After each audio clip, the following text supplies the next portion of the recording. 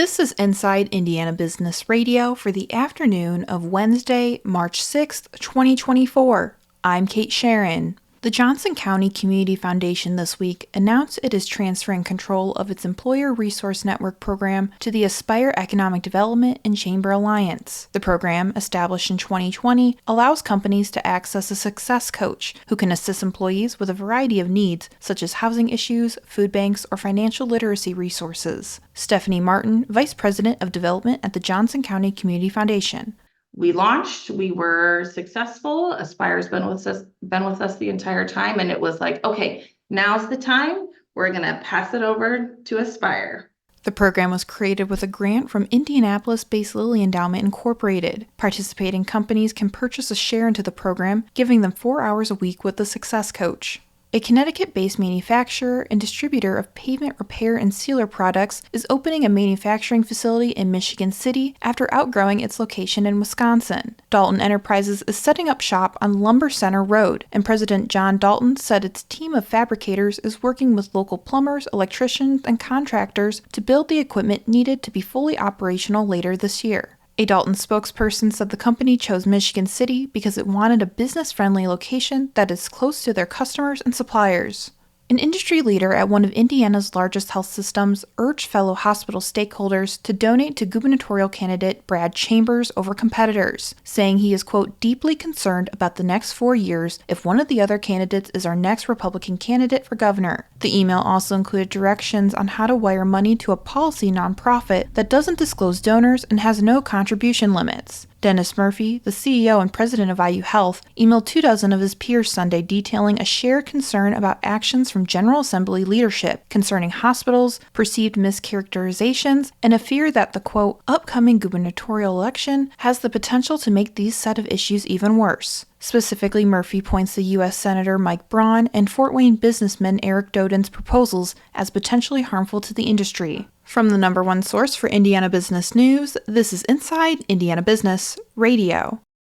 Southwest Indiana, your bold future starts here. IBJ Media, Inside Indiana Business, and the IEDC invite you to the third annual Engage Southwest Indiana, April 12th in Evansville, presented by CareSource, Indiana University, and Old National Bank. Connect with fellow business and community leaders, discover programs aligned to your region's unique needs, and walk away with bold new thinking for Southwest Indiana's future growth. RSVP now at ibj.com/engage. The South Bend Regional Chamber of Commerce is among more than 24 organizations sharing $5 million in funding from the Indiana Commission for Higher Education to bolster efforts to connect students and schools with employers and post-secondary education institutions. The Chamber received a $210,000 intermediary capacity building grant, and Kate Lee, Executive Director of Education and Workforce, says they want to further their work to support students as they head towards graduation and beyond. But helping those who are working in the schools with our students to be able to really talk to them about career opportunities, navigate, which has become an increasingly complex educational system, the career pathways that students are or the graduation pathways as they keep evolving. This summer, the Chamber plans to reintroduce its Educator Externship Program, which was launched in 2019, but later paused due to the COVID-19 pandemic. The summer program sees educators embedded with employers over a 4-day period to get a better understanding of what businesses need from their workforce, but also give the businesses an understanding of what students are talking about as well.